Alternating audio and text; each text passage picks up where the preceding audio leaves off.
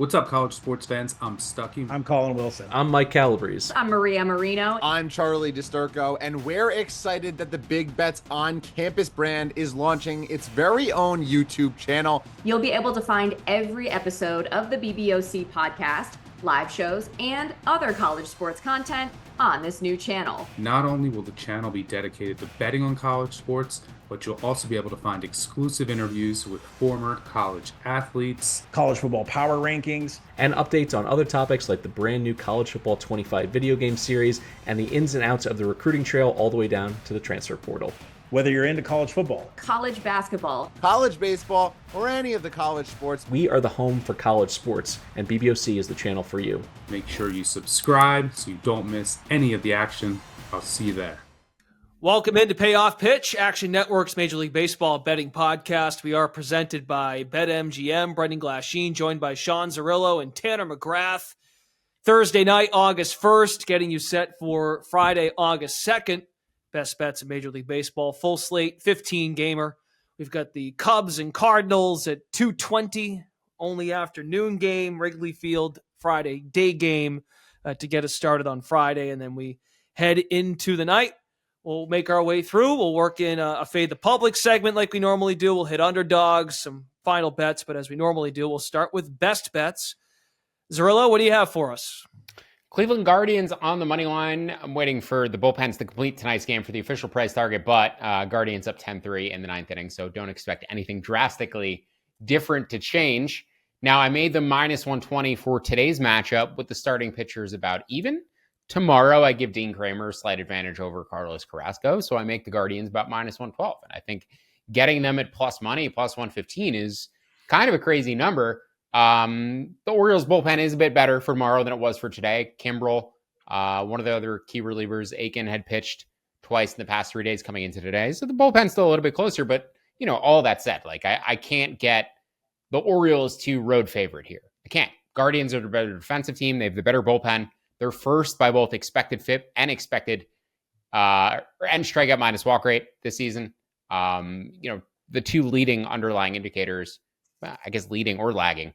Their bullpen is just elite, and I project them closer to like a 3.3, 3.4, 3.5 ERA. I still have the Orioles closer to 4, and they went out and made some additions and extended their roster. We'll see how the chemistry plays out because they changed over like 25% of a 25-man roster that was already in first place and fighting for the first seed in the American League. So it's a lot of new personalities in the locker room to handle. But also they brought in the same relievers that blew the Phillies' chance to go to the World Series last year in the NLCS. So are you expecting to just get better performances out of all those guys that the Phillies were so happy to let go in Kimbrel's case or trade to you in the case of Dominguez and Gregory Soto? I don't really know. They're all arms that I've liked in the past, but the Phillies clearly went out and got other guys like Estevez to replace them. So I don't really view this Orioles bullpen so favorably. And I think the Guardians just remain an underrated club with the way they play. Now, obviously, Carlos Carrasco is a heart attack and not a guy I love backing with my money. 4.6 ERA this season, or I should say 4.6 expected ERA this season. Dean Kramer, though, at 5.25. And he has the lower body ERA. He has the lower projections. He has the better pitch modeling metrics, referring to Kramer. But I don't think there's a massive difference between these two starting pitchers. And I'm much more interested, coming in on the Guardians potentially at the same number live than I am pregame. But I definitely want some pregame action on Cleveland. So anything about minus 103, even money or better pregame would be a bet for me on Cleveland. And then also the over. I made this total closer to 9.7. So the over 9 to minus 112 or so would be my cutoff price target for now. The wind is blowing in here, or to bump this up even higher. But maybe even take a look at the first 5 over if that over 9 continues to move up a little bit. Just make sure that first 5 total is moving in concert, because I do expect the scoring in this game to be front loaded against those starters. So Guardians and over. And I think there's pretty substantial value on the Guardians money line, considering once this turns to the bullpens, they should have the edge. Guardians are also 33 and 18 at home or something. They have one of the best home records in the league. Also, I think Adley's been struggling lately, hasn't he? Seems like Adley has worse numbers on the year than Austin Wells. Adley is not even the best statistical catcher in the AL East at the moment. Okay, there's a look on one American League East team.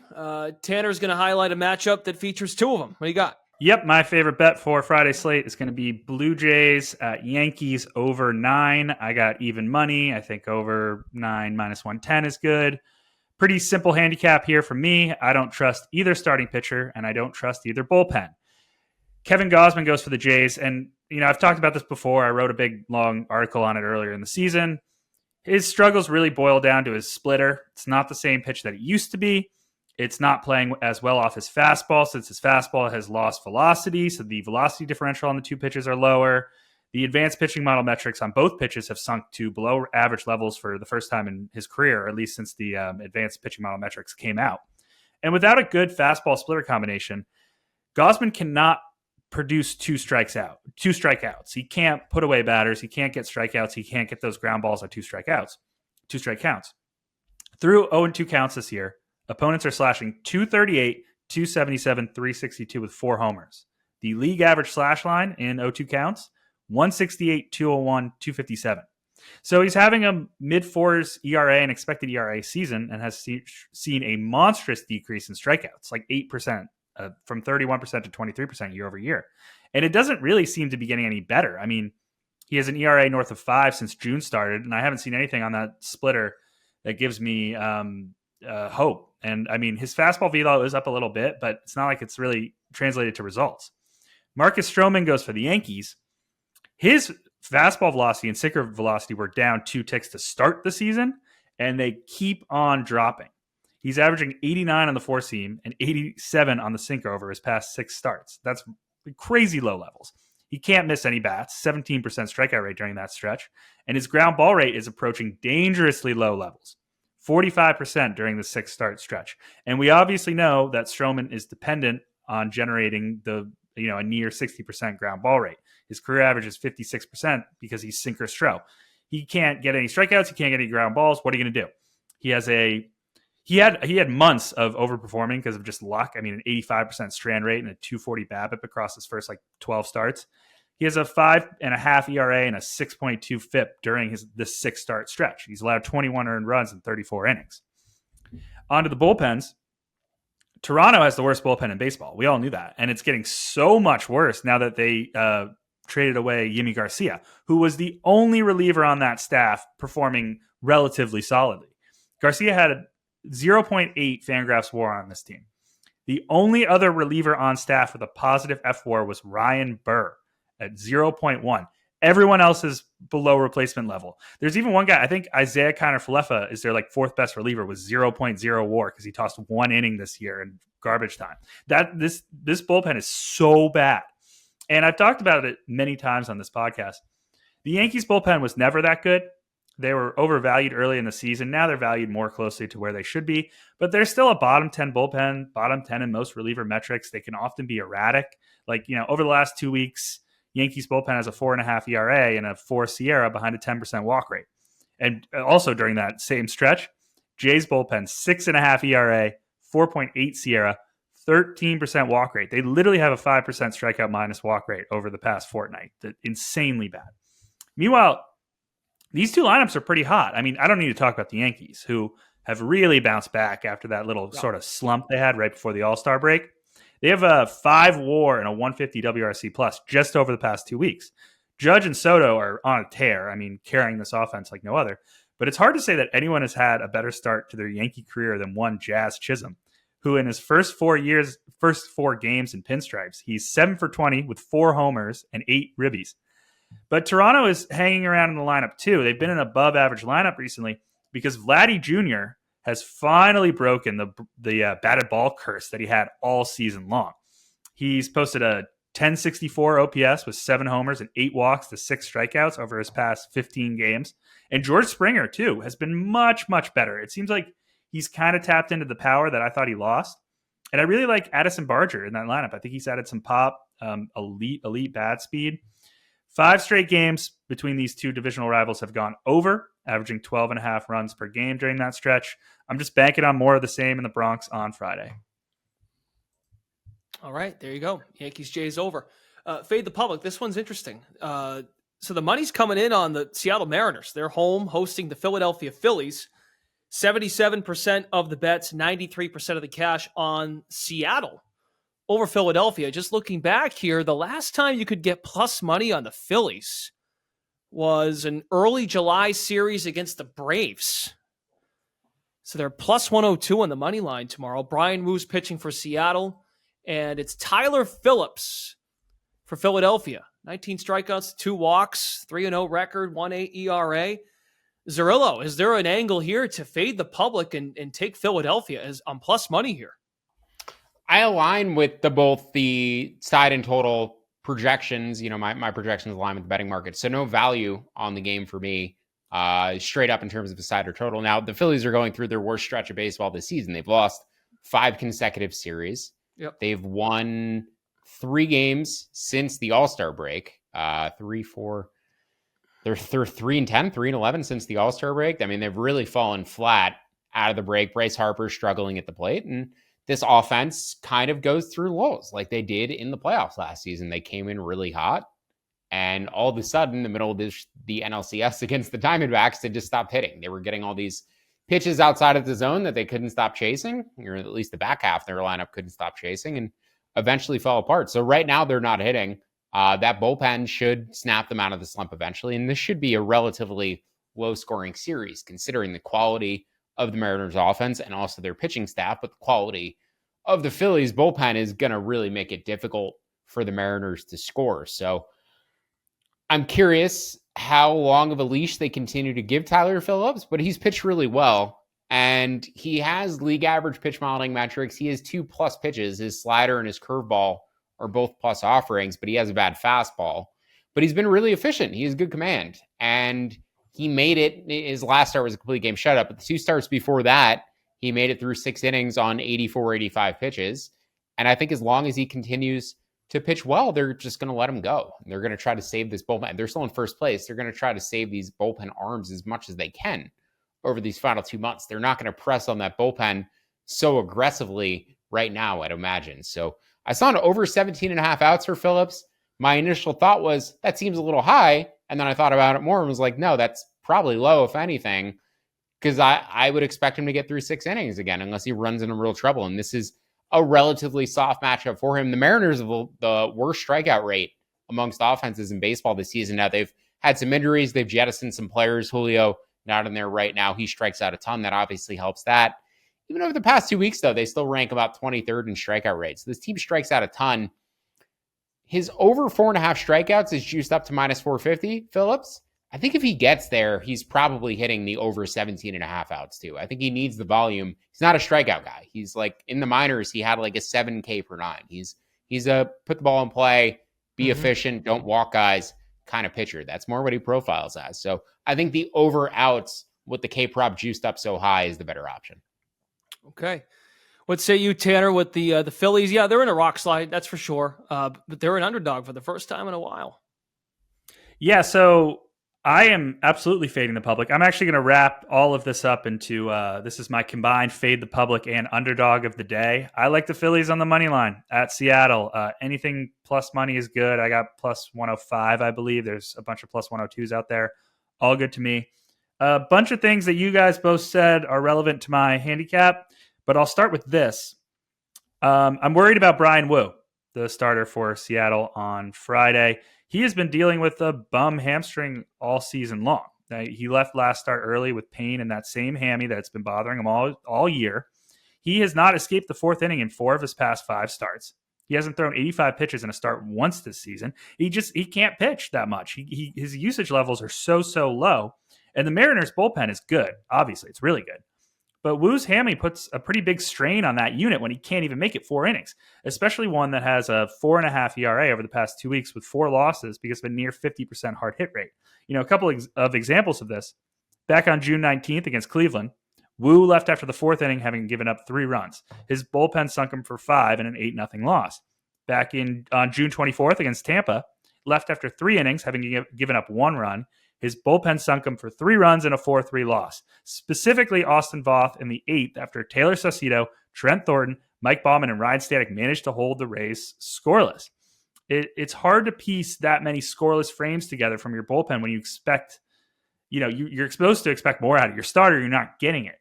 And that leaves such little room for error, especially when your lineup can't hit the broadside of a barn. Like, obviously, the Mariners just acquired Justin Turner and Randy Arozarena, and those are good above replacement level hitters. Like, that's good. I just don't think they're true difference makers in this lineup when guys like J.P. Crawford and Mitch Haniger can't hit their weight. And Julio, who has been on a tear recently, but we know can be so inconsistent with terrible plate discipline, like Sean and I talk about it. Last 30 days, he has a 218 WRC plus, but he still has a 30% strikeout rate and a 3% walk rate, and that doesn't give you much room for error. Also, Sean mentioned it, Julio's on the shelf. I think Crawford's also on the shelf. I don't think there's much room for error. And I could see Tyler Phillips taking advantage of that. I know Sean thinks he's going to go deep in this game, and that would be great because the Phillies bullpen is obviously really, really good, and then they'd have even a bigger advantage because they can just only use their higher leverage relievers while the Mariners struggle to kind of figure their way through this game. And on Phillips as a whole, obviously the youngster, he's overperforming, and I question his longer-term profile as a starting pitcher because he has 2+ pitches by the stuff model. He really only has that sweeper. Like, that sweeper he's really dependent on that pitch, but it's a nasty sweeper, dude. Like, 123 stuff plus mark and 19% swinging strike rate. He's using it 35% of the time, and he's kind of parlayed that into a pretty dominant start to his Major League Baseball career. I mean, we talked about it. 4 innings of 1-run ball against the Braves with 7 strikeouts in his debut. Just pitched 15 straight scoreless innings against the Pirates and the Guardians. He's coming off a complete game shutout against Cleveland. He stumbled against the A's a bit, but the A's are obliterating everyone, so throw that out. Those are like 4 good to great lineups that he's done really well against just with this one nasty sweeper. And I don't put the Mariners on the same level as a lot of those lineups. I think rather lowly of them. And so, the Phillies, obviously they're slumping really bad. Harper and Turner are combined 14 for their last 100. But after they've dropped 4 straight games, including a brutal sweep at the hand of the red hot Yankees.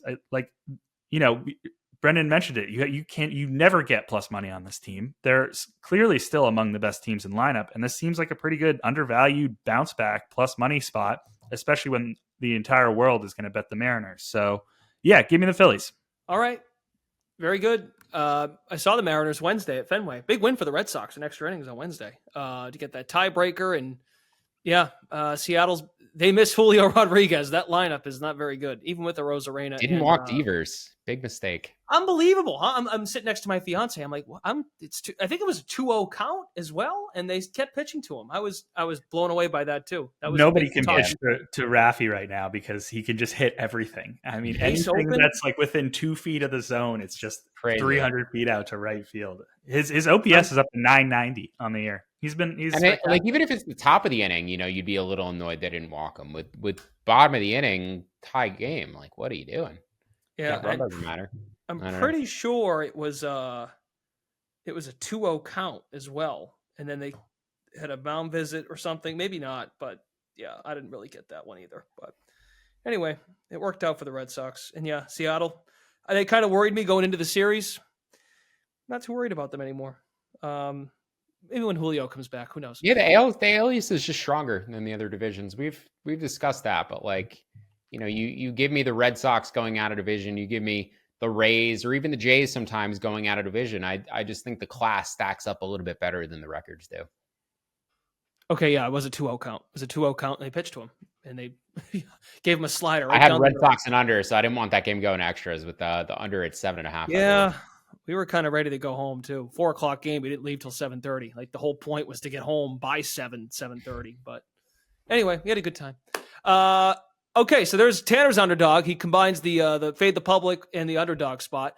Zerillo, who has some value for a dog tomorrow, Friday. Tanner mentioned it. The Oakland A's and their elite offense. Elite because over the past 30 days, they have the best offense in baseball. 136 WRC plus. Now, they are better against lefties than righties, or at least they have been. 175 against lefties. They're 5th against righties. I believe the mark is closer to 130 or 125. But this Dodgers team is just still not nearly as strong as it could be. They have arms coming back off of the IL eventually for their bullpen.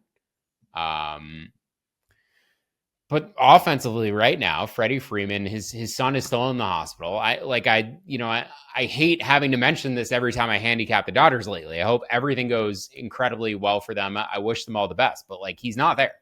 And without Mookie Betts in their lineup since June 15th, this is the 10th best offense in baseball. 114 WRC plus. You take Freddie out of there, they're a league average offense at best. And after Gavin Lux has been hitting better, he looks like he's finally maybe shaking off all of that rust from his injury. But I think the A's maybe have the better offense right now, straight up. Not even maybe. I think the A's have the better offense right now. Since that Mookie injury, they've been top 5. So they've been ahead of the Dodgers since June 15th. And then you take Freddie out of the lineup too. It's an advantage for Oakland. Now, I'm not the biggest Gavin Stone guy. I still project an advantage for the Dodgers in the pitching matchup. But I think Joey Estes flies under the radar too. Joey Estes is a 4.3 expected ERA. He has a 106 pitching plus rating. He has a 3.5 body ERA, which I don't buy into, but I still think he's closer to an average starter than his 5 ERA would suggest. He's a plus slider.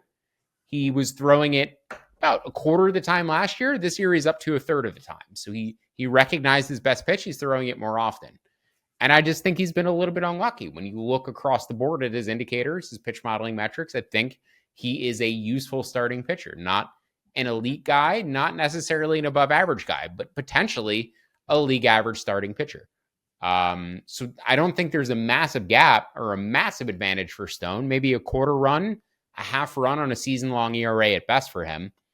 I think the bullpens right now are pretty comparable, and that's even with the A's missing Mason Miller from the mix, who's still on the IL. But this Dodgers bullpen has just been extremely shaky. They don't trust Evan Phillips right now. They tried putting Trinan in the closer's role. I think he's blown 2 of his past 3 opportunities.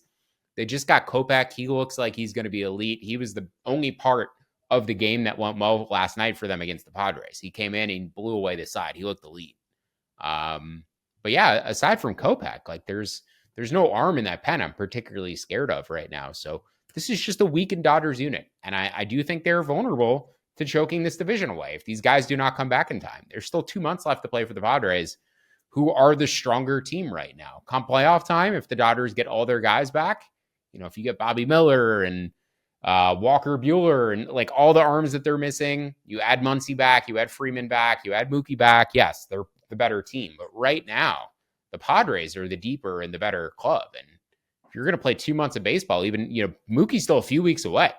Mookie may not be back till the 3rd week of August. I think the Padres have a real chance to close the gap here. Their next 15 games are against the Marlins, the Pirates, and the Rockies. Like this is a serious problem for the Dodgers. They could really choke this division away. Joe Musgrove might be back soon too. Wow. Joe Musgrove rehabbing. Tatis, could be back around the same time Mookie's back. So the Dodgers may add Mookie, the Padres may add Tatis. I think the Padres are very much alive, and I think the Dodgers, people are going to see the Dodgers coming off of the losses to the Padres. Oh, they're playing the A's now. They're going to win these. No, they're not. I think this is a problem for them, and I think this A's offense is a problem for this pitching staff. I also think everyone going to Oakland, and I think it may be an issue. I also think everyone was a little too mean to them about the Tanner Scott trade because, they overpaid for Scott and Hoeing, but Tanner Scott is like an elite level reliever who is on a 17-game scoreless outing streak and has a 1.1 ERA this year in the closer role in Miami and has the highest win probability added of any reliever in baseball since the start of last season. Like that is a huge add to what was a pretty good bullpen, but could turn it into like a really, really good one. I love that trade if they're going for it. Top to bottom. Yeah, I do. Yeah. It's elite. And when they got to October, like the starting pitching, okay, it's a little bit of an issue. You just have to alternate days where you put an innings eater like Cease or an innings eater like Waldron potentially, or a guy who can give you 5 like King, and then you go bullpen heavy. And I think they may just go bullpen crazy in October. And they're crazy dangerous. One of those relievers every inning. Though you as you discussed before, Tanner, when you lift the starters early, when Brian Wu comes out after 4 innings, yes, like 1 guy, 2 guys, 3 guys may hold it down. But if you have to throw out 5 or 6 guys, eventually somebody's not going to have their stuff that day. So I don't think you can play that game too frequently. Even in the All-Star game, like somebody eventually comes in and gives up a 3-run bomb. It happens every year. But when you're throwing a new guy every inning, I think that's only going to happen like once or twice where they're going to have the rough inning where, yeah, if your starting pitcher is going to be in trouble multiple times anyway. So that's the trade-off. I think the Padres are going to be crazy with that bullpen in October if everybody's healthy when they get there. And it's not like Michael King isn't used to working in relief or in different roles. Like they can kind of pitch however they want, but Cease, unfortunately, is their only currently like high level starter, but maybe Musgrove comes back and is a number 2 or at least like a league average pitcher. And I think that could be exactly what they need to be in the right position. They also don't strike out offensively. I know we've gone on a Padres tangent here, but they're both for October. They don't strike out either. But if you want a team who is good World Series odds right now, who may shock everybody and get a first round bye, I think the Padres could overtake the Dodgers by the end of the year. They're already within 5 games and their upcoming schedule is super soft. And the Dodgers are like 70% of the team they could be right now. Absolutely. So maybe this series, this could be like the Pirates from a couple years ago. It's a trap. The Pirates. Yeah, no, I really think it is. Because I look at the strength of schedule that everybody has left, and I'm like, yeah, the Dodgers are getting the A's, but they're 70%, and then they get the Phillies. Yeah, and then by the way, the Pirates at home for 3 games. I would expect Freddie to be back by the time they get back to LA. I hope for his family's sake, for his sake, but I don't think he's going to be in Oakland. So, and Mookie's a few weeks away. Okay, so this is the window. This is the window where the Dodgers could potentially choke this thing. I mean, the Dodgers ending up in a wild card situation with that lineup would be kind of hilarious. That's a lot of pressure. It's a lot of pressure on those star players in a best of 3 series. I saw you put those in the app, those futures in the Padres to win the division, the pennant, and the World Series. Do you have price points on those, or do you think they're all still playable where they're at? It's adjusted so that their playoff odds right now, first off, Pacoda has them at like 85% to make the playoffs. So their fair price to make the playoffs by Pacoda would be like minus 420, minus 430. A bit higher than that, I think.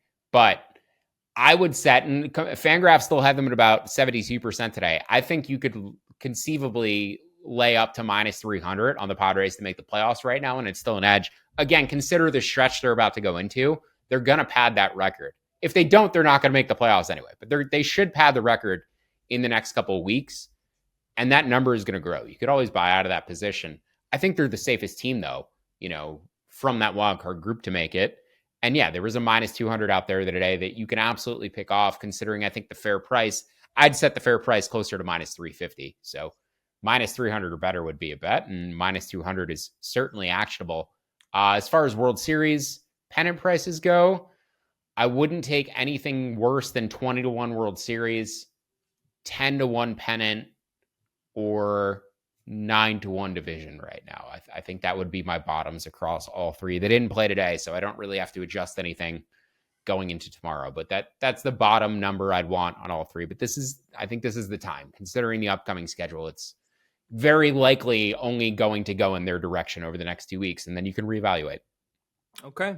Rockies, Pirates, Marlins, Pirates, Rockies. That's their next stretch. And then they're home. I mean, they get the Twins and the Mets, but they're home in those games.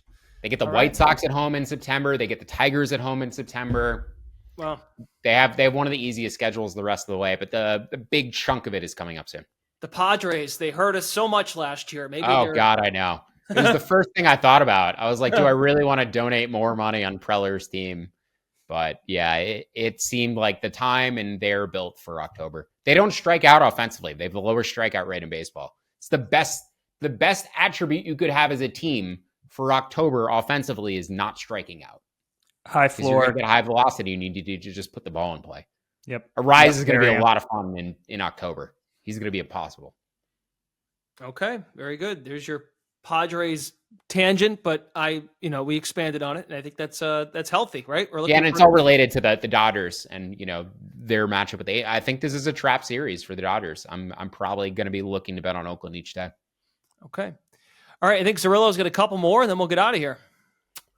Yeah, the Astros. This was close to being my best bet. The price, though, is just, I can't guarantee it's going to be available in the morning. But up to minus 150 or so I'd want on Houston. They gave up a lot for Yusei Kikuchi. Probably the biggest overpay at the deadline. Maybe the Padres for Scott, but Kikuchi, I think, might have been the biggest quote-unquote overpay by industry analysts. They gave up 2 of their top 3 prospects, another guy as well. It just seemed very evident that this was their target. They probably could have been in the conversation for... I don't think it would have been enough to get Skubal, but I think that would have been like the starting point for Skubal. And if they were that interested in getting a controllable guy, they probably just would have repackaged this. I think they really like Kikuchi. So he's been pitching at career best levels this year. You don't necessarily see it everywhere in the expected ERA, but the pitch modeling metrics suggest this is a guy at career best levels. I like Shane Baz. Shane Baz, though, right now is a league average starter. I think he can be something very much more.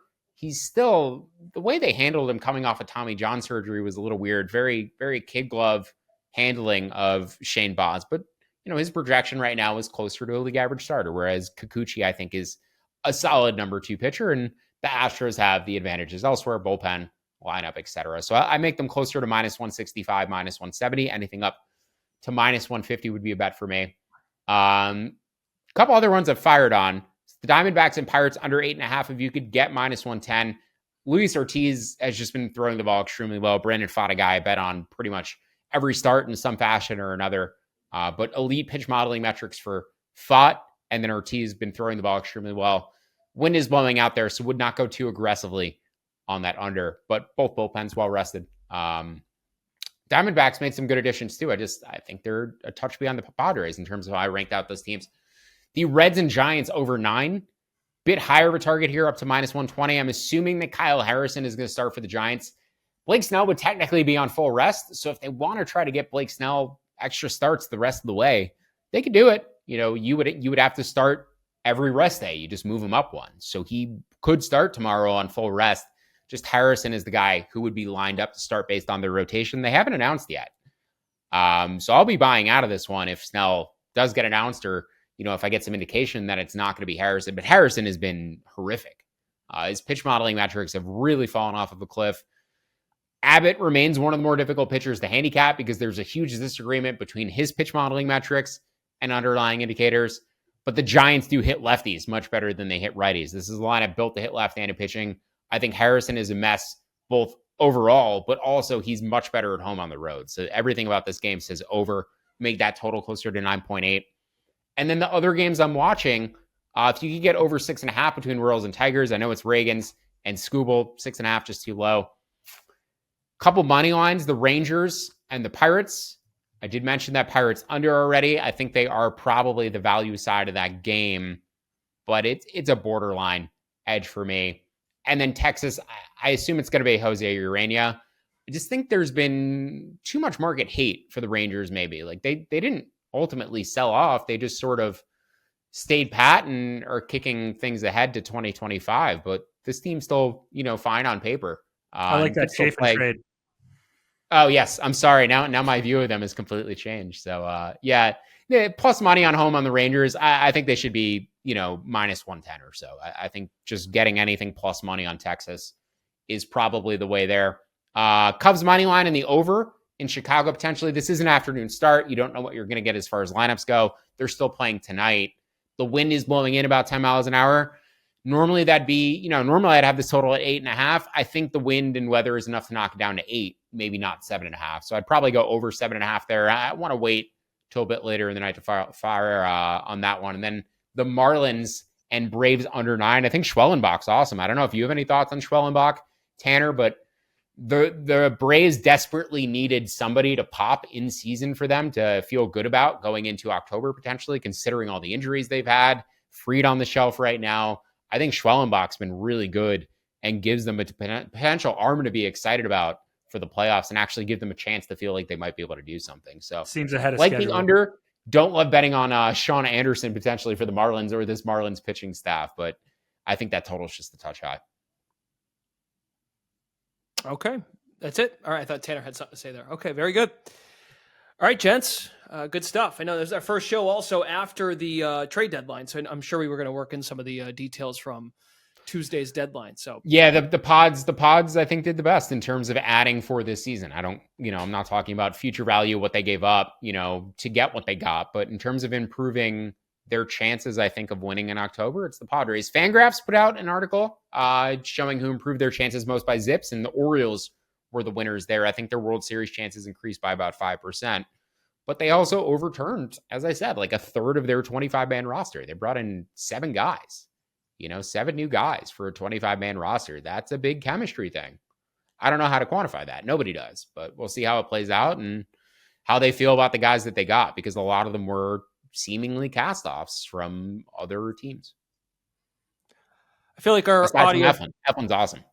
I feel like our audio director, Matt Mitchell, when Zerillo was rapping on that Reds-Giants over, I may or may not have been looking in my app to fire on the Padres. So I felt like a true audience member there.